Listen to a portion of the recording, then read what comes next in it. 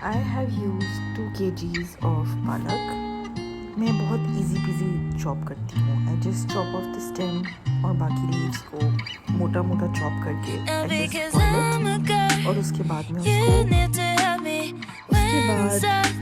Process बहुत simple है. You just have to make a मसाला और पालक को बस भूनना होता है. भूनने की गेम है ब्रो.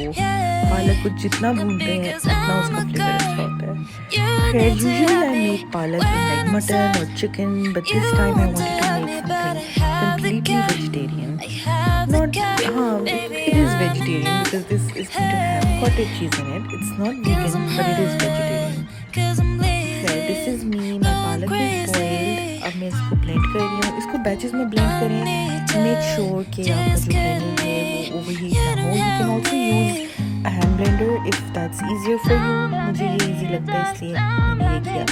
अब मैं अपने मसाले के लिए chopping up some onions. इसको आप बारीक ही करें, cut, fine cut, because इसको भुनना होता है. फिर अनियन अगर मोटा मोटा कटा हो तो फिर पालक में आता है. It's not nice. My kids don't like it and neither do I. So मैं थोड़ा fine करती हूँ.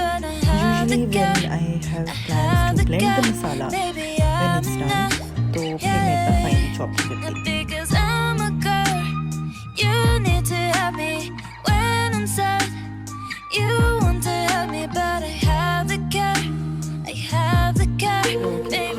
लोगों को पालक पसंद है? आप लोग कैसे लेते हैं पालक? किस टाइप की रेसिपी होती है आपकी? Please let me know. I kept it really simple. लेकिन अक्सर मैंने लोगों को देखा है they add lot of yogurt, दूध, इवन मेथी. माई सास even does that. मैंने वो नहीं किया बिकॉज इतना टाइम नहीं था मेरे पास. And I wanted to keep it really simple. Because this is a kids recipe और मदर्स के पास यूजुअली बहुत ज़्यादा टाइम नहीं होता. इन पालक की कटिंग, चॉपिंग, बॉइलिंग, ब्लेंडिंग बहुत ऑलरेडी टाइम कंज्यूमिंग प्रोसेस हो जाता है. So the recipe is really simple. उसके बाद just add a few masalas. ये भी आपकी मर्जी है, but I have used a little bit of coriander powder, नमक, काली मिर्च, हल्दी और थोड़ा सा जीरा अगर आपका मूड हो तो. गरम मसाला मैं इसमें आखिर में डालूंगी. आखिर में नहीं, बट लाइक भुनाई के बीच में. फिलहाल ये वाले मसाले डाल के मैं इसको भून लूँगी. टोमेटोज़ को मैंने एज यू सॉ मैंने हाफ करके तो बीच में रख दिए थे. उस स्टीम में जब उनकी स्किन पील होगी तो मैंने उसे मज़े से उतार लिया ऊपर से. Chopping up my cottage cheese, just chop it in equal size cubes. And I always sort of coat my cottage cheese in cornflour and paprika का mixture, because ताकि वो अपनी ना शेप होल्ड करे. वरना cottage cheese को अगर आप ऐसे ही मिक्स करें, अपनी फ्राई करें या पालक में डालें तो वो घुल जाती है.